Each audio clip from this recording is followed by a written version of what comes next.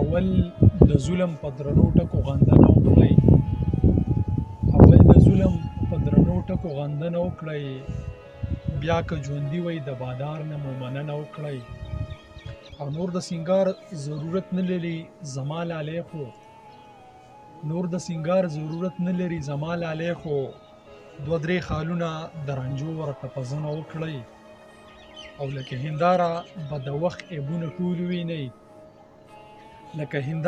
وخت عیبونه ټول وینئ، نظرثاني د خپل وجدان په تېروتنه وکړئ. او د زنده‌باد او مرداباد په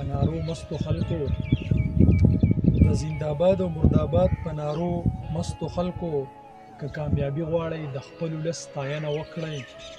او مونږه د جبر د زغم نه یو احتساب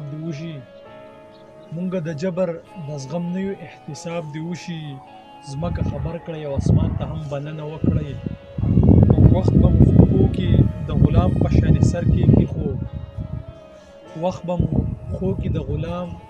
سر کېږدي، خو د محبت سجده د امن په لمنه وکړئ.